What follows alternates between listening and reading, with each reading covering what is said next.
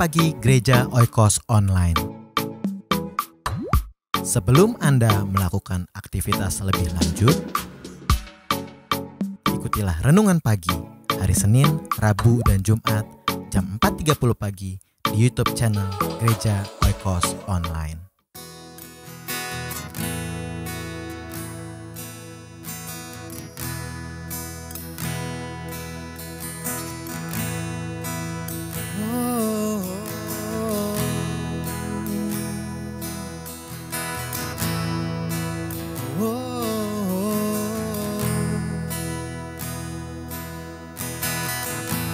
Siapkan hati kita datang pada Tuhan pada pagi hari ini.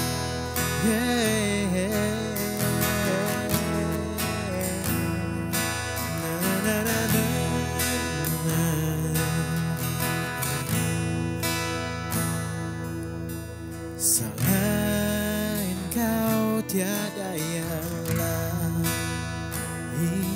hanya Kau milikku di surga. Sekalipun dagingku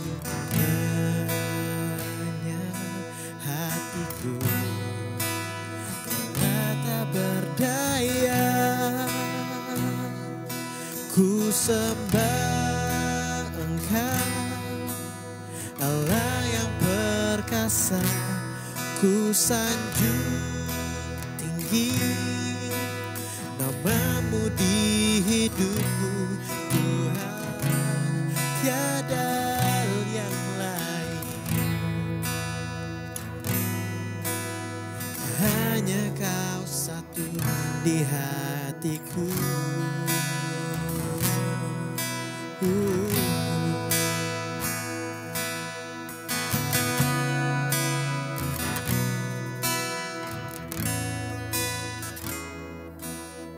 Selain Kau tiada yang lain, hanya Kau milikku di surga. Sekalipun dagingku lenyap, hatiku tak berdaya, ku sembah Engkau, amin. Allah yang perkasa, ku sanjung tinggi nama-Mu di hidupku. Tuhan, tiada yang lain, hanya Kau satu di hatiku.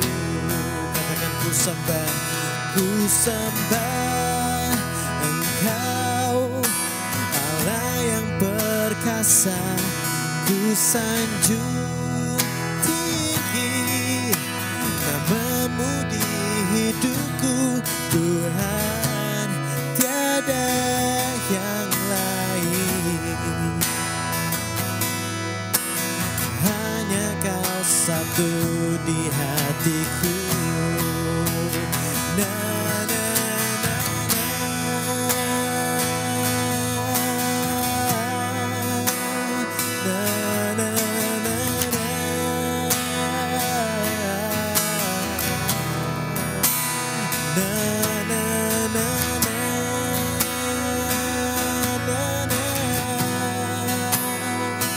Kami menyembah-Mu,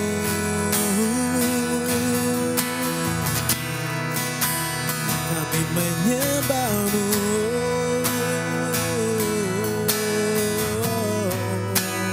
kami menyembah-Mu.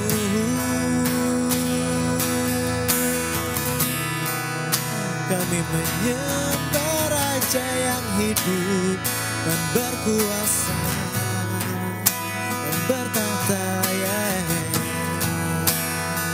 Sama-sama katakan sekali lagi, ku sembah Engkau, oh ku sembah Engkau, Allah yang perkasa, ku sanjung tinggi nama-Mu di hidupku.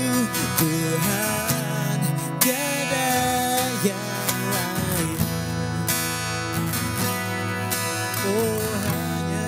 satu di hatiku. Ku sembah Engkau, Allah yang perkasa. Ku sanjung tinggi namamu di hidupku Tuhan, tiada yang lain. Hanya Kau satu di hatiku. Oh, hanya Kau satu di hatiku. Hanya Kau satu di hatiku.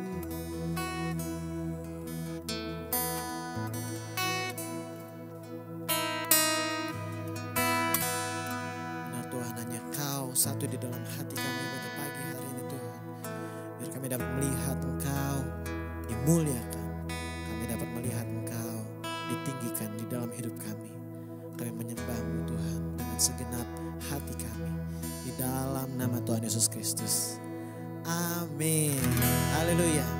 Mari kita siapkan hati kita untuk mendengarkan firman Tuhan. Selamat pagi, selamat bertemu kembali dalam kasih Tuhan Yesus Kristus. Sebelum kita memulai aktivitas, baiklah kita duduk diam di bawah kaki Tuhan, mendengarkan arahannya, mendengarkan firman-Nya. Mari kita bersatu dalam doa terlebih dahulu. Tuhan Yesus, kami rindu untuk diisi dan disegarkan jiwa kami, roh kami, kehidupan kami dengan firman-Mu yang ajaib. Berbicara kepada kami Tuhan melalui firman-Mu ini di dalam nama Tuhan Yesus. Amin. Oke, saya ingin bacakan di dalam Matius pasal 10 ayat 34. Matius 10 ayat 34, begini bunyi firman Tuhan. Jangan kamu menyangka bahwa aku datang untuk membawa damai di atas bumi. Aku datang bukan untuk membawa damai, melainkan pedang.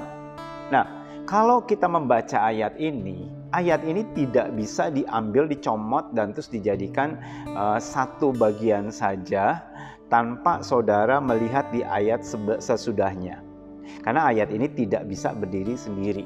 Ada keterkaitannya dengan ayat-ayat sesudahnya supaya kita bisa mengerti dengan sangat jelas. Di sini kita lihat, kalau Tuhan Yesus bilang, jangan kamu menyangka bahwa aku datang untuk membawa damai di bumi. Aku datang bukan untuk membawa damai. Wah, celaka sekali. Tuhan Yesus datang bukan untuk membawa damai. Bukankah dia disebut Prince of Peace, Raja Damai? Karena dia datang, maka terjadi kedamaian. Kita diperdamaikan dengan Allah, kita bisa berdamai dengan diri sendiri, kita bisa berdamai dengan orang lain. Dia adalah Raja Damai. Tapi di ayat sini Tuhan Yesus berkata, aku datang bukan untuk membawa damai. Dan terus kemudian dengan tegas Tuhan berkata, melainkan pedang.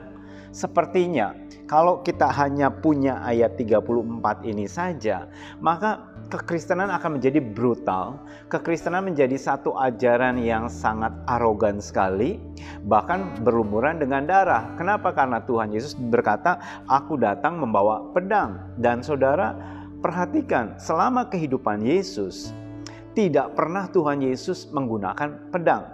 Tidak pernah Yesus menggunakan kekerasan. Bahkan murid-muridnya, pada waktu Petrus ingin membela Yesus di Taman Getsemani, dia menggunakan pedangnya untuk menebas telinga daripada imam ahli Taurat tersebut. Tuhan Yesus berkata, sarungkanlah pedangmu. Artinya Tuhan Yesus tidak menyukai kekerasan yang sedang dilakukan oleh Petrus. Lantas kemudian ayat ini apa maksudnya?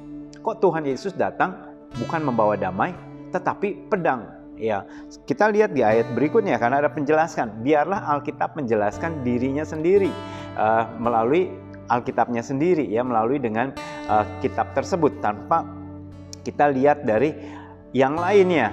Nah, di sini ayat 35. Sebab aku datang untuk memisahkan orang dari ayahnya, anak perempuan dari ibunya, menantu perempuan dari ibu mertuanya. Ayat ini juga tidak bisa diambil begitu saja, tapi keterkaitan dengan ayat 34 dan terus ayat 36. Di ayat 34 Tuhan Yesus berkata, aku datang bukan untuk membawa damai, tetapi pedang. Pedang yang memisahkan antara orang dari ayahnya. Jadi saudara berpisah dengan ayahmu, anak perempuan dengan ibunya, menantu perempuan dengan mertuanya. Apakah ini terjadi KDRT? percekcokan dalam rumah tangga, atau anak-anak tidak menghormati orang tuanya, menantu sama mertua ribut. Bukan demikian. Dan di ayat 36, dan musuh orang ialah orang-orang seisi rumahnya. Wah, gawat sekali ayat ini ya. Semua ayat 34, 35, 36 itu ayat yang gawat sekali. Kok Tuhan Yesus mengatakan musuh orang itu seisi rumahnya, orang-orang yang ada di dalam rumah. Jadi kalau saudara tinggal dalam kos, teman saudara itu musuhmu itu. Kalau saudara tinggal dalam satu keluarga, musuhmu itu ya ibumu, musuhmu itu ya ayahmu, musuhmu itu saudara kandungmu, adikmu, atau kakakmu, atau pokoknya seisi rumahmu itu musuhmu berdasarkan ayat ini. Tetapi ayat itu tidak berkata demikian. Ya, kita harus mengerti lebih jelas lagi. Ayat 37, barang siapa mengasihi bapa atau ibunya lebih daripadaku, ia tidak layak bagiku. Dan barang siapa mengasihi anaknya laki-laki dan atau perempuan lebih daripadaku, ia tidak layak bagiku. Apa yang Yesus maksudkan di ayat 34, 35, dan 36? Kuncinya adalah ayat 37. Tuhan Yesus berkata, kalau kamu lebih mengasihi orang-orang yang ada di dunia ini, termasuk orang tuamu, lebih daripadaku, maka kamu tidak layak bagiku. Ayat ini pun cukup membingungkan. Ada orang datang kepada saya dan bertanya, Pak Yakub, ini ayat 37 ini gimana? Orang tua saya apakah menjadi musuh saya? Dan terus dikatakan bahwa saya tidak boleh mengasihi orang tua lebih daripada Tuhan Yesus. Loh, kalau gitu berarti kita diajarkan untuk tidak hormat kepada orang tua atau tidak mengasihi orang tua. Bukan demikian. Sebab firman Tuhan berkata, hormatilah ibu bapamu, dan itu tidak mungkin diubahkan. Jadi ayat ini, kalau ada ayat seperti kontradiksi, saudara harus mengerti ayat penjelasan ayat ini. Ayat 34 sampai 37 adalah berbicara tentang mengikut Yesus. Kalau kita mengikut Yesus, lebih dari apapun juga yang ada di dunia. Artinya gini, kalau kita mengasihi apa yang ada di dunia ini lebih daripada mengasihi Yesus, Tuhan berkata, kamu tidak layak untuk menjadi pengikutku. Artinya kita harus mendahulukan Yesus lebih dari segalanya. Yesus yang paling utama di dalam kehidupan kita. Bukan berarti kita membuang orang tua, bukan berarti kita tidak memperdulikan pasangan kita, atau anak-anak kita, atau mertua kita. Bukan demikian.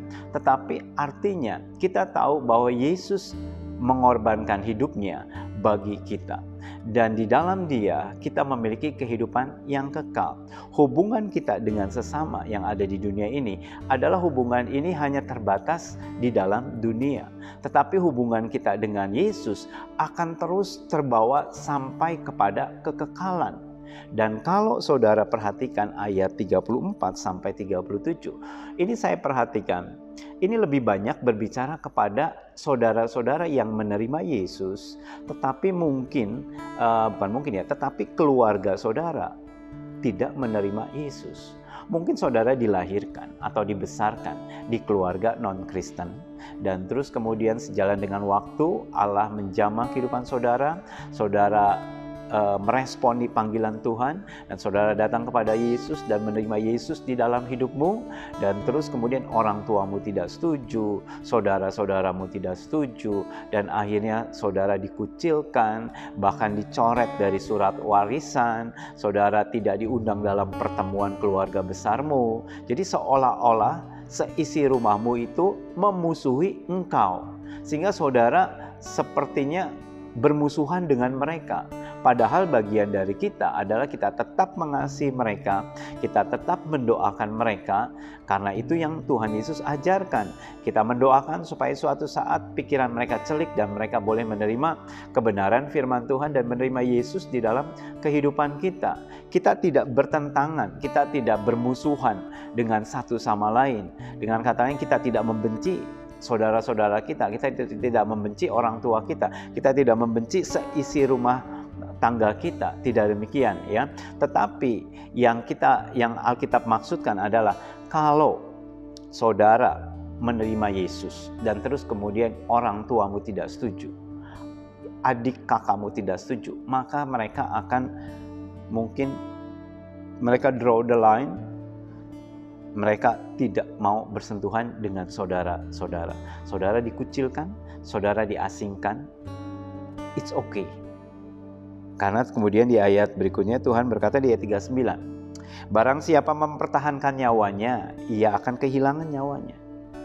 Kalau mungkin, wah aku dikucilkan, nggak enak sekali dikucilkan oleh keluarga. Dan terus kemudian bahkan namaku dicoret dari surat wasiat, surat warisan ini. Ya sudahlah, aku tinggalkan Yesus. Dan saudara kembali diterima di keluarga besarmu, engkau mendapatkan nyawamu, engkau mempertahankan nyawamu. Tetapi kata firman Tuhan, sesungguhnya engkau kehilangan nyawamu di dalam kehidupan yang kekal. Jadi ayat ini sangat jelas sekali maknanya sehingga tidak membingungkan.